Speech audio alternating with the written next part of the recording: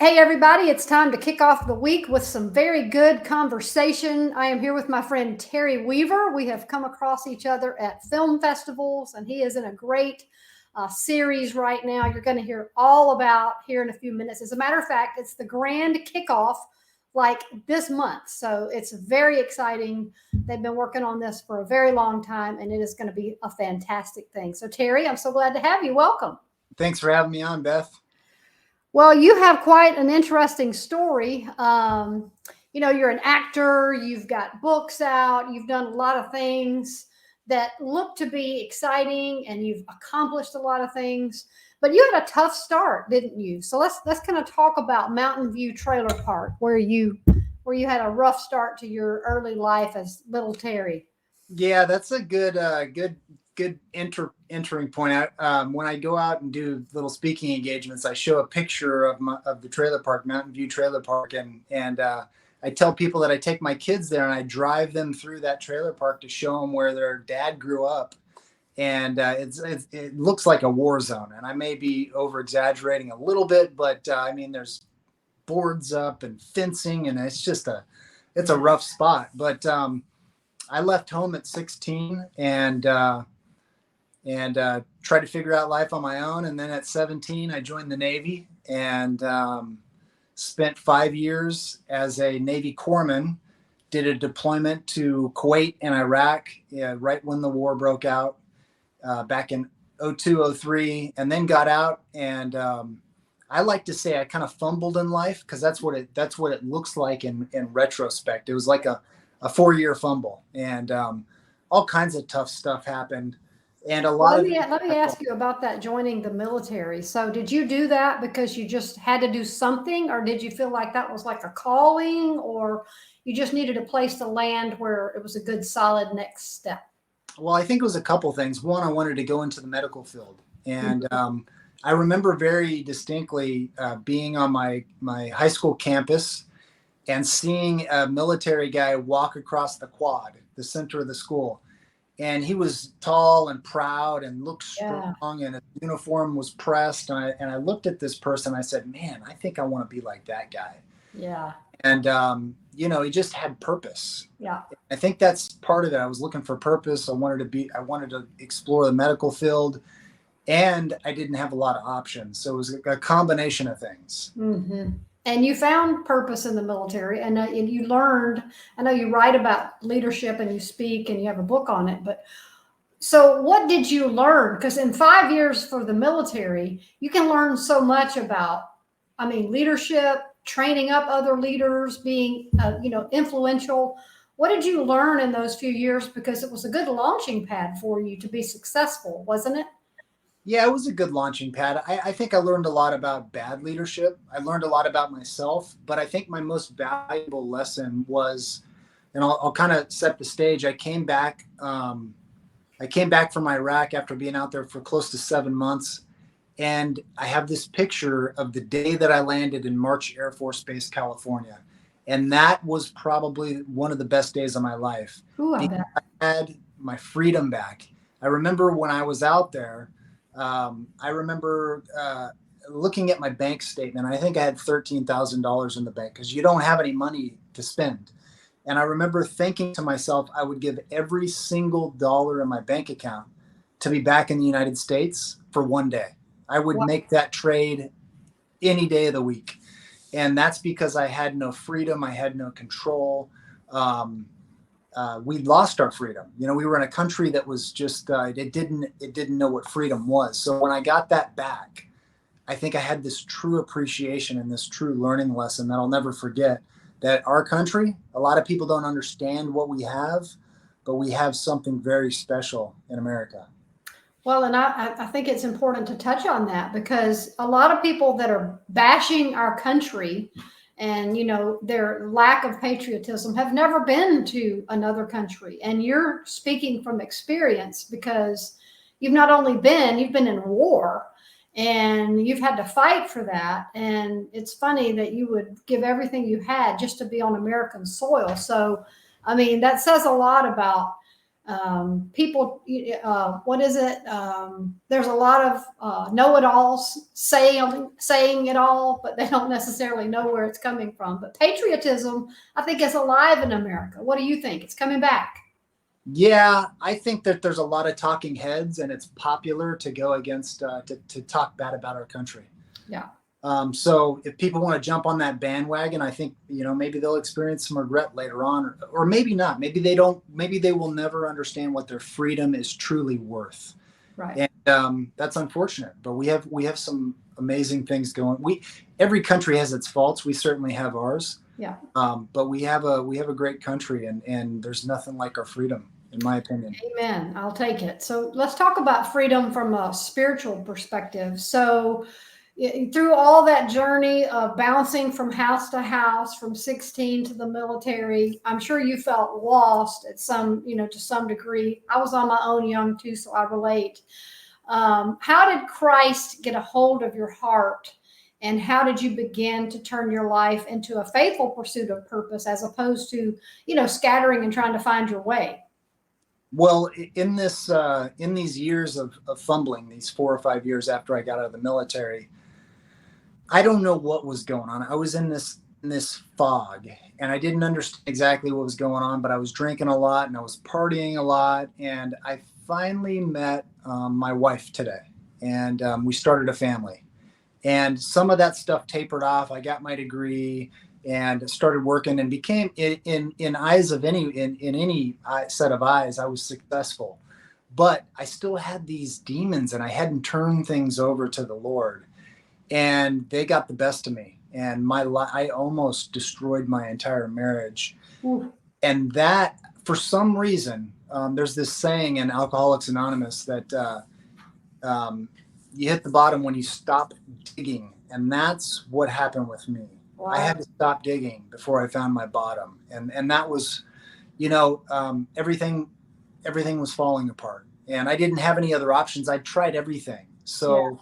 As a last resort, unfortunately, I tried the Lord. Yeah. and he's helped sort me out. It's been a long process, but he's still working on me. Yeah, we're all a progress.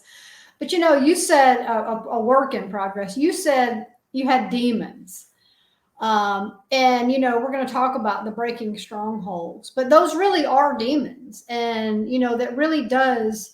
People don't realize we've got the natural world and we've got the spiritual world. So explain what you mean by that. You had a demon, or you had those presences pushing you to do the wrong things, because I think sometimes people try to fix themselves, and they can't apart from Christ. So what do you say to someone who's wrestling with demons or bad habits or things that they can't pull loose of?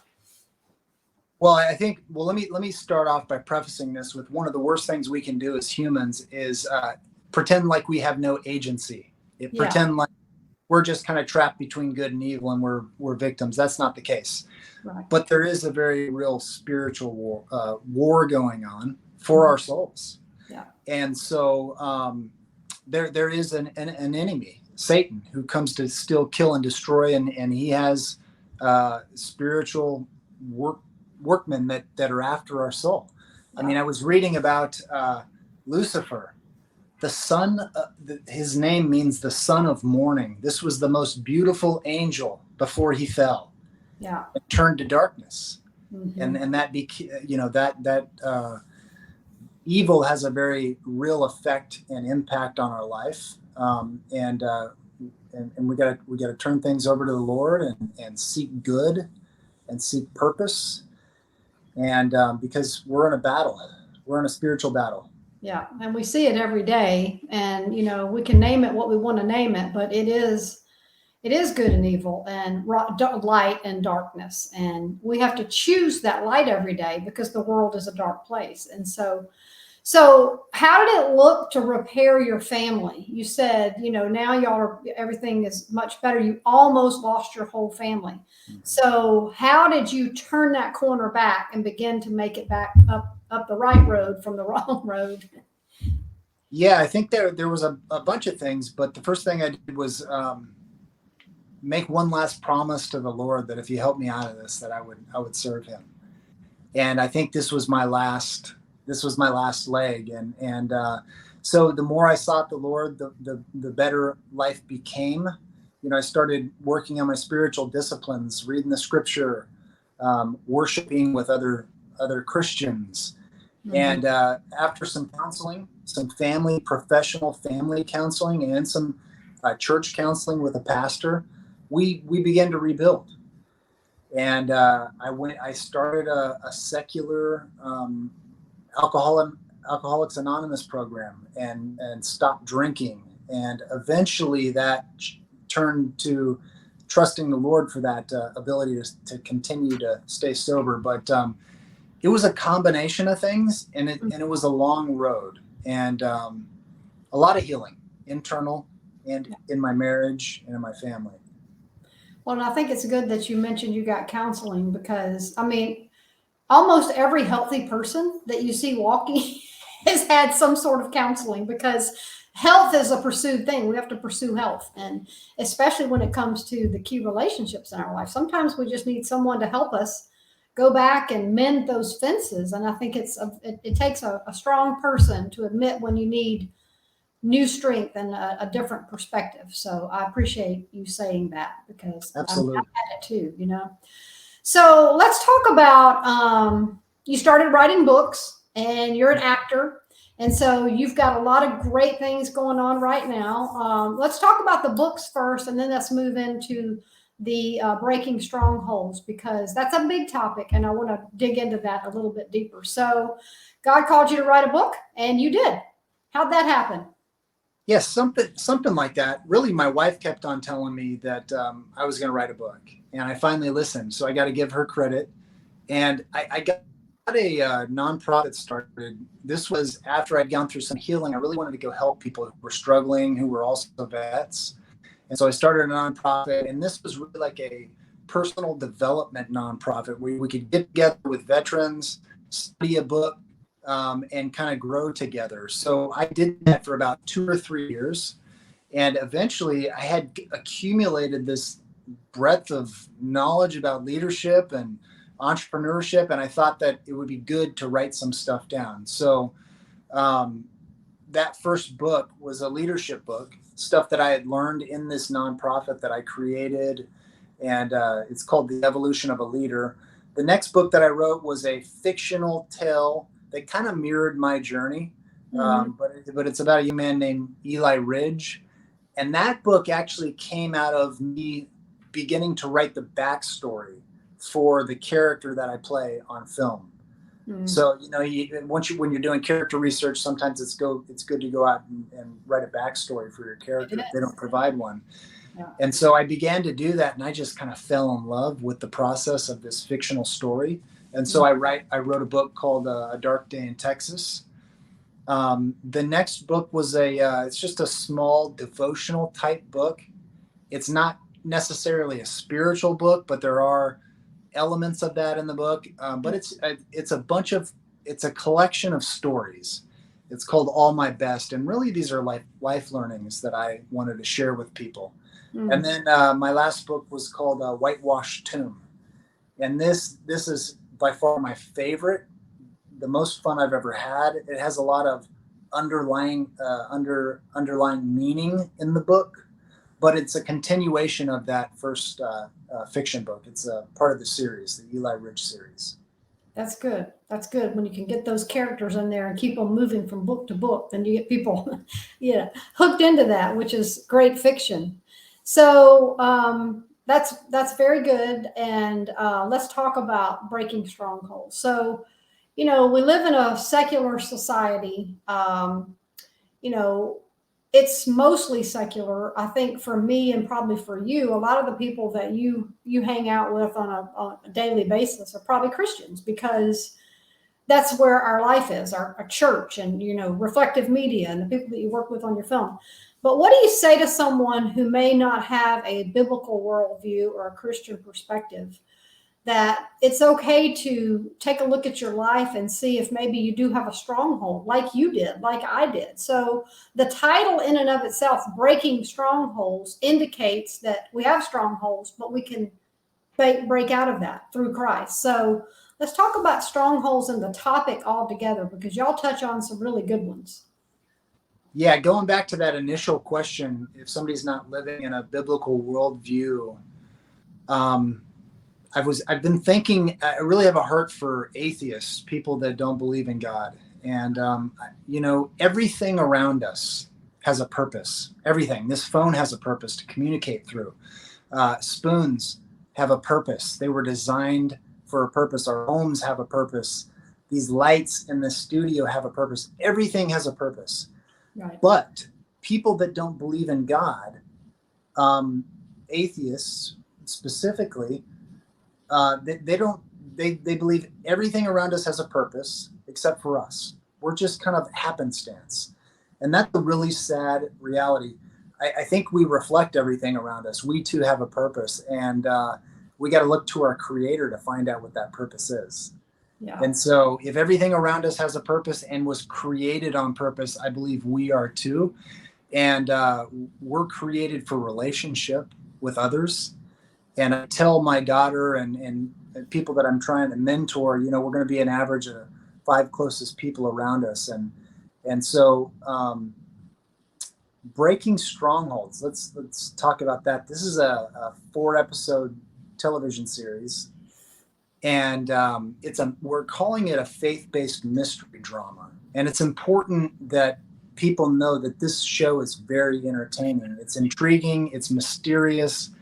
There's some good characters. There's some very bad characters. Mm-hmm. And we're tackling some things through the story. But I mean, I'm speaking from people that have seen the show, hooked, and they're hooked on the storyline, and it's very engaging. And so I'm excited about that. This is entertainment. It's good entertainment. It's something you can watch with your family. We do tackle some serious strongholds. Mm-hmm. One of them is suicide. Yeah.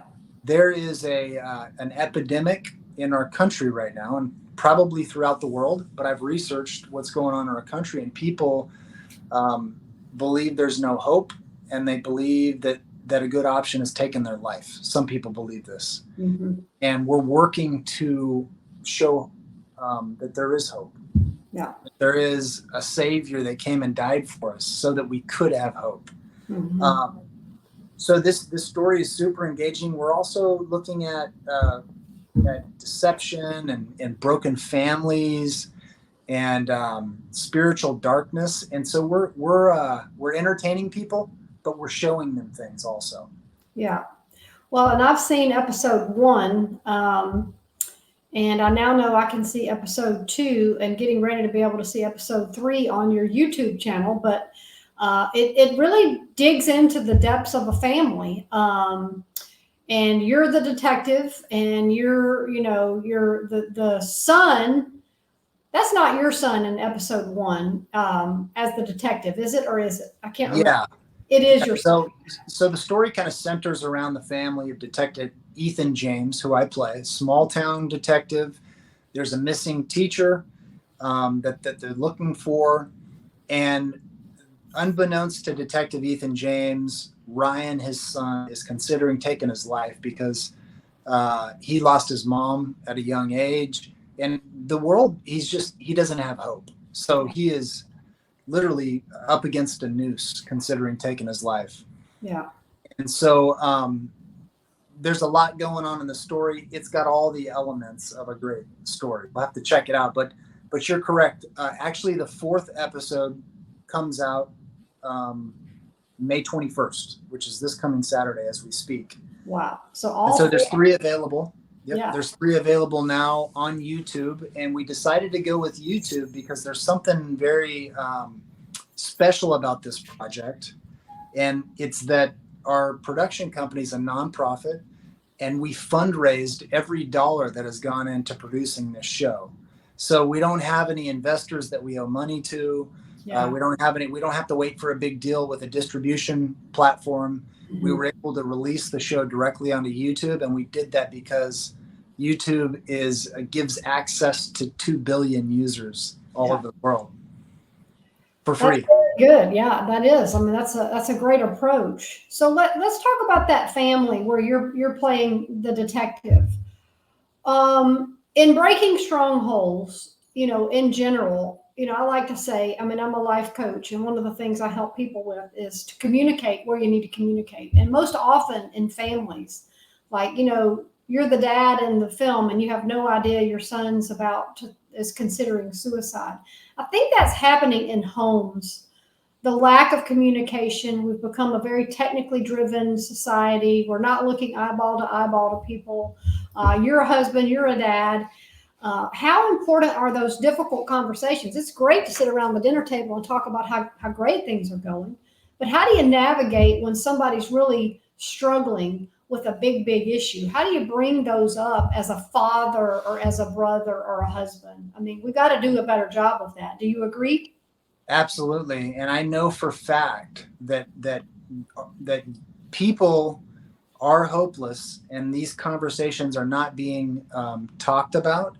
Right. And I know because I'm dealing with parents of kids and family members of people who have taken their life, who are reaching out to us saying, I mean, Beth, a day before our release of episode 1, a lady called me and she said, Terry, I don't know if you remember me, but I talked to you about a month ago. I told you about my son who was really struggling. I tried to get this lady to come to one of our screenings with her son. And she said, my son took his life last week. And so this stuff is going on. We have to talk about this stuff. Yeah. The media and Satan is trying to take our family members and our friends from us. Yeah. And the best thing that he can do is convince them that they don't need to talk about any of the darkness in their life. Yeah. And if they listen, before they know it, they're hopeless and, they could take their life. So we do need to talk about this. That is what this show is going to help people do. Mm-hmm. Help people open these discussions because we show it in the show that people are talking about these dark issues, conversations are started, and help comes. So thanks for bringing that up. Well, I think it's so important because, times have changed quickly. We've got a lot of stress on people. We've had the pandemic. We've had, the political everything, the racial everything. I mean, people don't know what to do. So people kind of, shrink back and, we have a heavy emphasis on fear. Everything you turn on, it's all about fear. And if you want to watch something like Breaking Strongholds, you have to know to go look for it and then find it. I had a question I was going to with that and I lost my way. But I think that, for people to be able to choose, I like to talk about living a life on purpose. And on purpose is a mindset. It's intentionality and it's doing things because you should do those because it's better for your life and your family. So how important as a man, a husband, a father, a media executive, is it to be able to think about the effects of all the stuff that we're watching and, being on our phone all the time? I mean, being able to get back to that core relationship is so important. I mean, I know y'all are bringing that to the front with the series. Yeah. We're very, we are emotional, spiritual, psychological beings. We are what we're thinking and feeling. That's the reality of it. And that's how people get into such a bad place is they absorb darkness. Mm-hmm. And so we got to be very careful what we're allowing in our life because it can change our mind. And if our mind changes, our life can change. Yeah. It's so true. It's so true. So, all right. So Breaking Strongholds, where can people find it? What can people, I mean, you said YouTube, but it's you've also got breakingstrongholds.com, right? Actually, yeah, breakingstrongholds.com. If you go into breakingstrongholds.com, that's probably the best source. You go to the watch tab, and what we've done is we've created a study guide that goes along with the show. That's good. So you can access that study guide. It's a one-page document. There's actually training videos embedded in the website. So when you're going through the study guide for episode 1, there's a training video with a couple of the actors Then we go on to episode 2. There's some more training videos. It's a great resource. Also, you can go onto YouTube and you can search for Breaking Strongholds, or you can search for our channel, Reflective Media Productions. Yeah. Underneath each of the episodes, the study guide links are there. Ways to join our mission are there. There's some training that's called START, which is suicide intervention training. That's another call to action. We're calling people to get trained up and to get trained in how to have these important conversations. We have some training that's available underneath each episode and on our website. So that's where you can find it. So it's not just a series. It's a series with a purpose and an opportunity to engage and interact and really grow and bring some of these conversations to around the tables. That's right. It's a mission. That's very good. Yeah, you're what was it I read? Media missionaries? That's right. Yeah. That's very good. So what's next after this with Breaking Strongholds? Do you have plans beyond that? I mean, I think you found a niche where you're addressing something really, really powerful. What do you see beyond that for reflective media, for, I know Carla McDougall, you work with her, and the writer and everybody. I mean, what's next? So we already have the next 4 episodes written, and we're going right back into filming. So we're prepping for production right now, and we're prepping for fundraising right now, because we fundraise every dollar that goes into the production of this show. Yeah. So we'll go back into at least a year of production and fundraising for the show. That's so exciting. So episode 1 deals with suicide. Episode 2 deals with what? It's actually these issues are mixed throughout the series. So it's not one particular, yeah. Correct. Yeah. Very good. Well, I'm so excited that that our paths crossed. I think we were at the in Texas at the Global Christian Media, yeah. And that was a great thing. And I'm so excited for your whole team. I got to meet so many of you, and y'all are just doing a great job. I'm very proud of it. And I can't wait to go finish watching. Got my husband, I was like, we got to sit down and watch all 4, because I saw 1, but I got to start back. And so we can go through them. But it's great that you're dealing with the tough topics and you're giving people tools as to be able to take it from there and deal with it in the world. So great job. I appreciate that, and thanks for the opportunity to come on and talk about it. And I hope that it ministers to many hearts and encourages the brokenhearted. That's the goal of this series. Yes. And entertains people. Right. And I truly believe the way to change the world is one story at a time. We just got to get the stories out that, and y'all are doing there. You're getting the stories out there so people can talk about what happens in them and the outcomes. And that's ultimately where we want people to grow through all of that. So yay. Yes. All right. Well, thank you so much. I look forward to talking again, and excited for the whole month of everything to be coming out. So you've got it all out there, and then episodes 5 through 8 coming up. That's right. All right, Terry. Good to see you. We'll talk soon.